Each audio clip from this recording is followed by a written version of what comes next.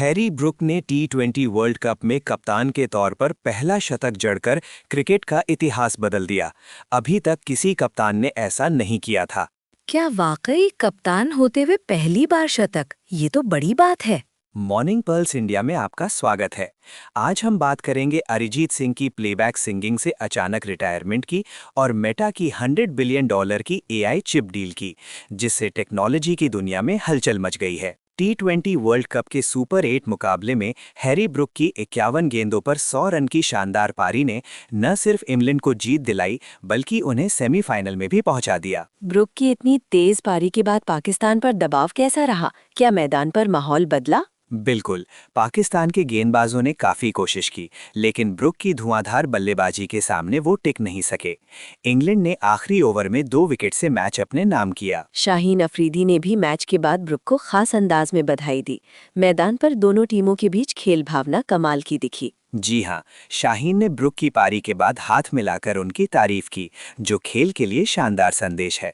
यही वजह है कि इस मैच को सोशल मीडिया पर भी खूब सराहा जा रहा है। अब पाकिस्तान की सेमीफाइनल की उम्मीदें काफ़ी कमज़ोर हो गई हैं।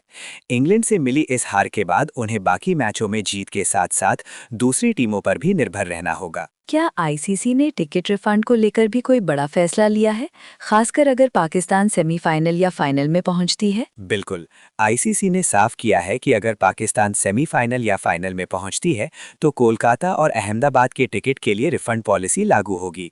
इससे फैंस को राहत मिल सकती है। ये कदम अच्छा है, क्योंकि टिकट खरीदने वाले दर्शकों की चिंता को लेकर सवाल उठ रहे थे। अब फैंस को कम से कम ये भरोसा रहेगा कि उनका पैसा सुरक्षित है। सही कहा आपने। और ब्रुक की पारी के बाद सोशल मीडिया पर भी इंग्लैंड टीम की खूब तारीफ हो रही है। अब देखना दिलचस्प होगा कि सेमीफाइनल में कौन सी टीमें भिड़ेंगी। पाकिस्तान के लिए ये मुकाबला हारना बड़ा झटका है। साथ ही इंग्लैंड के लिए ब्रुक की कप्तानी और बल्लेबाजी दोनों ही गेम चेंजर साबित हुई। यही था आज का स्पोर्ट्स अपडेट। अब एंटरटेनमेंट की दुनिया में चलते हैं, जहां एक बड़ा झटका अरिजीत सिंह के रिटायरमेंट ऐलान से लगा। अरिजीत सिंह ने अपने एक्स अकाउंट पर पहली बार फैंस के लिए मैसेज लिखते हुए प्लेबैक सिंगिंग से रिटायरमेंट की घोषणा कर दी है। उनका ये पोस्ट वायरल हो गया है और फैंस काफी भावुक हैं। अरिजीत की आवाज ने एक दशक तक हर दिल को छुआ है। क्या उन्होंने रिटायरमेंट का कारण बताया? उन्होंने अपने पोस्ट में निजी जीवन और नए म्यूजिकल एक्सप्लोरेशन की बात की है, लेकिन मुख्य वजह का जिक्र नहीं किया।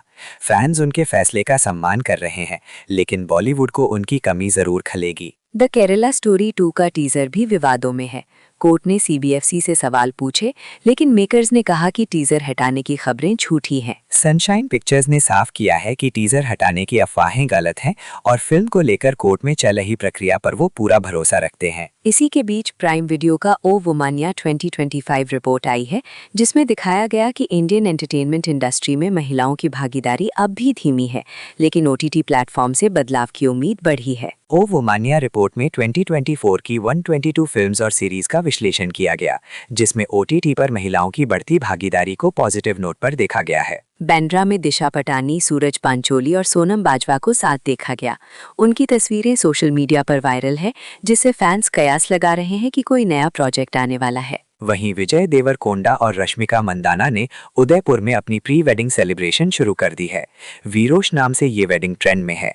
फैंस दोनों को बधाई दे रहे हैं। इन सब के बीच एंटरटेनमेंट इंडस्ट्री में बदलाव और नई शुरुआतें दोनों ही देखने को मिल रही हैं। अब चलते हैं टेक्नोलॉजी और एआई की दुनिया में। एंथ्रोपिक ने अपने क्लॉड कोवर्क प्लेटफॉर्म में नए अपडेट्स जारी किए हैं, जिससे अब एआई कई ऑफिस टास्क जैसे गूगल वर्कस्पेस, डॉक्यूसाइन और वर्डप्रेस से कनेक्ट होकर ऑटोमेशन कर सकता है। क्लॉड कोवर्क क्या हर फील्ड के लिए है या सिर्फ कुछ ही कामों में मदद करेगा? क्लॉड कोवर्क अब एचआर, डिजाइन, इंजीनियरिंग समेत कई क्षेत्रों के लिए प्री बिल्ट प्लगइन्स के साथ आया है, जिससे ऑफिस वर्क को काफी आसान और ऑटोमेट किया जा सकेगा। मेटा ने एएमडी के साथ करीब $100 बिलियन की एआई चिप डील साइन की है, जिससे वो निविडिया की डिपेंडेंसी कम करके अपने डेटा सेंटर की क्षमता बढ़ा सकेगा। मेटा का ये बड़ा कदम पर्सनल सुपर इंटेलिजेंस की तरफ है, जिसमें एएमडी की नई एआई चिप्स का इस्तेमाल होगा।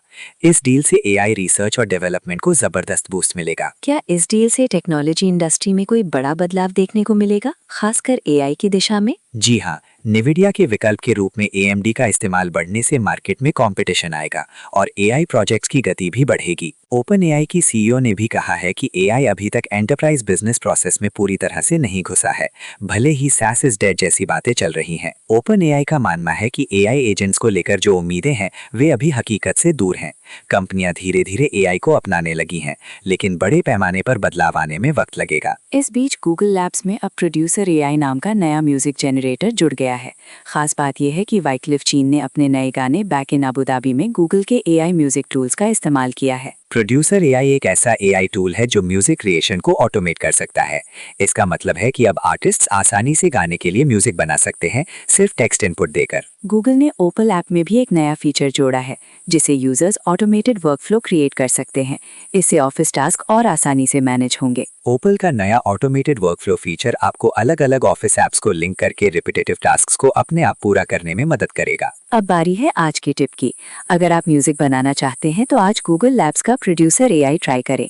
इसमें आप हिंदी या अंग्रेजी में कुछ लाइनें लिखिए और AI खुद ब खुद आपके लिए म्यूजिक जनरेट कर देगा। आज ही प्रोड्यूसर AI को गूगल लैब्स पर ट्राई करें और देखें कि AI आपकी क्रिएटिविटी को कैसे नई उड़ान देता है। अब जानते हैं आज की सिग्नल वर्सेस नॉइज में कि किस खबर को ज्यादा तवज्जो मिली और किसे कम। मुझे लगता है द केरला स्टोरी 2 के टीजर विवाद को जितना हाईलाइट किया गया उतना जरूरी नहीं था, क्योंकि मेकर्स ने खुद अफवाहें खारिज की हैं। सही कहा।